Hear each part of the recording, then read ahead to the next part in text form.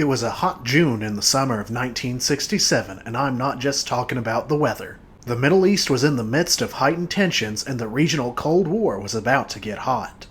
Israel and several of its neighbors were in a tense military standoff.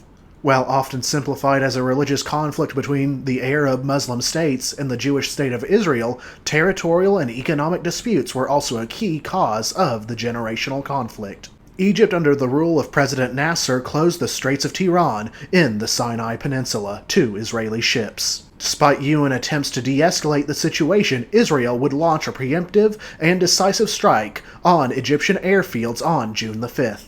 Allies of Egypt, including the country of Jordan, would go to war with Israel. On the 6th of June, Israeli forces prepared to push into Jordan. The news of this act, when it reached the airwaves, would cause a pandemonium in an isolated part of South America. The resulting drama would be a heightened version of Orson Welles' War of the Worlds broadcast. For those unaware, in 1938, a radio program narrated by Orson Welles, which according to popular accounts, caused panic among some listeners, who feared a real-life Martian invasion.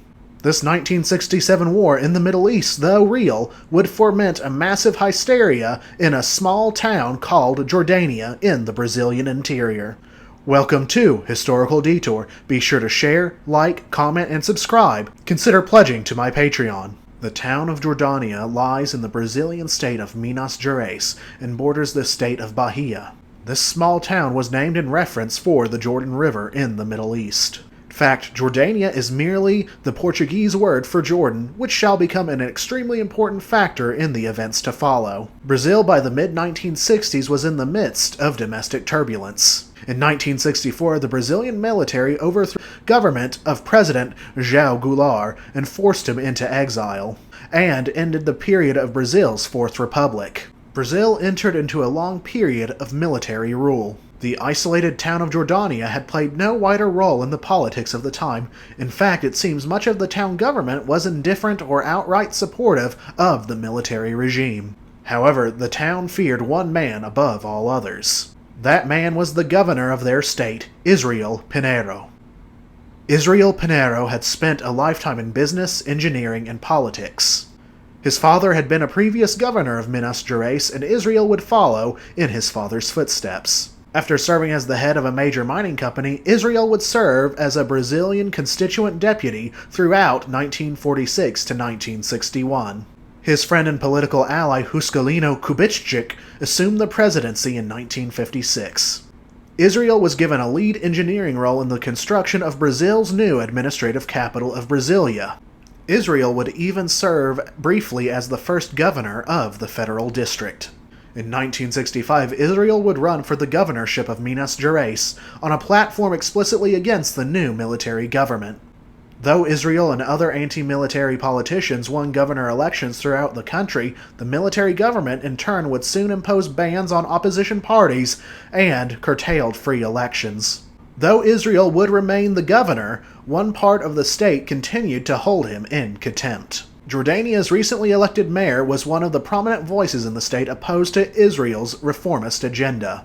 The mayor had evidently defeated Israel's preferred candidate in the last election. In June 1967, the mayor's fear of retaliation seemed justified. Jordania, being in an extremely rural interior region of Brazil, was extremely limited in the public news it received. Televisions were a rarity, and few residents even possessed radios. Even then, they could only pick up some transmissions with some difficulty. A number of residents had picked up transmissions from Brazilian news broadcasters.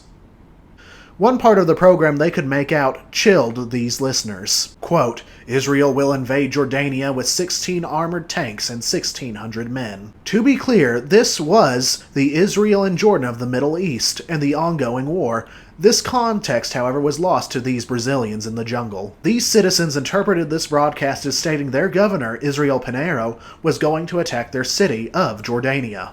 The citizens feared Governor Israel would most likely raze the town to the ground and kill any resistors and execute his critics, such as Jordania's mayor.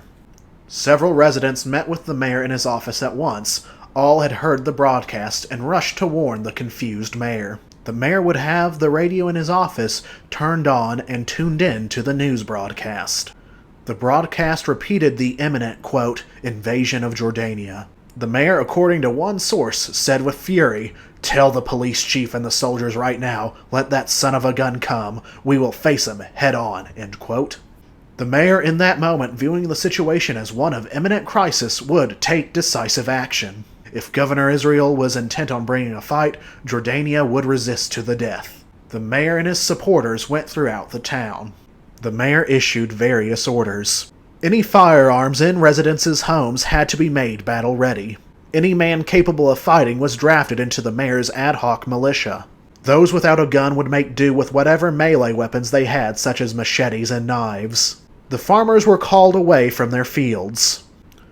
Women and children, while not drafted, were made to gather what provisions they could for their homes.